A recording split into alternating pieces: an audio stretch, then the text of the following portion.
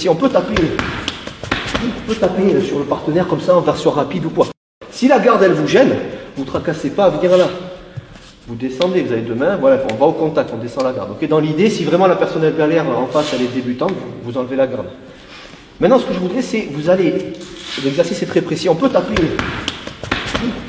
sur le partenaire comme ça en version rapide ou quoi. C'est pas le but.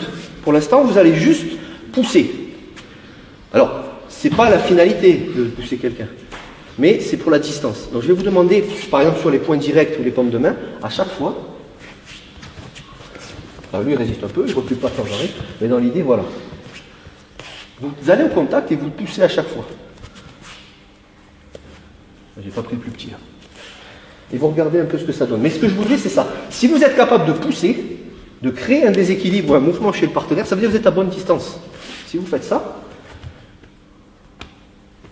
je ne vous dis pas que ça ne va pas faire mal, mais vous ne traversez pas vos cibles. Il y a une différence entre ça, qui fait très mal, et quelque chose où vous êtes vraiment là. Et là, vous vous dites, si j'envoie le paquet, là, je suis sûr de lui péter au moins une côte ou deux en rentrant dedans. Est-ce que vous voyez la nuance? Je ne dis pas que le fait de taper comme ça ne fera pas mal. Bien sûr que ça fera mal, mais vous ne traverserez pas. Qui peut le plus, peut le moins. Ça veut dire que vous êtes capable de vraiment traverser la tronche du gars comme ça. Après, c'est à vous de doser vos frappes.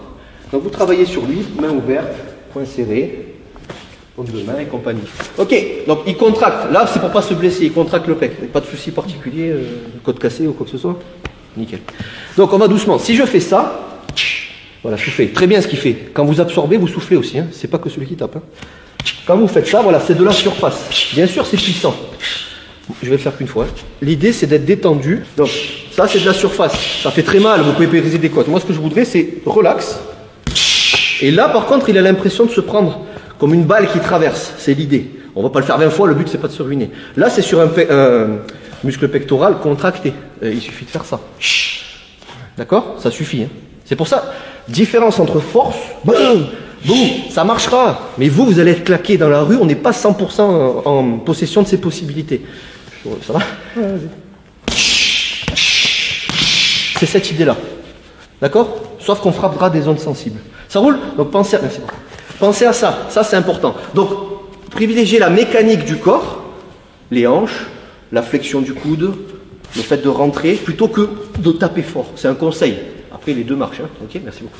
Si tu souhaites aller encore plus loin, à savoir décupler tes connaissances en self-défense, devenir confiant et efficace en situation réelle, mais ce que je t'invite à faire, c'est à cliquer juste ici. Formation offerte, ou encore sur le lien qui est en description juste sous la vidéo. Voilà, j'espère que la vidéo d'aujourd'hui t'a plu et qu'elle t'a aidé à progresser un petit peu plus. Quant à moi, je te retrouve de l'autre côté pour commencer ta formation vidéo offerte. À tout de suite.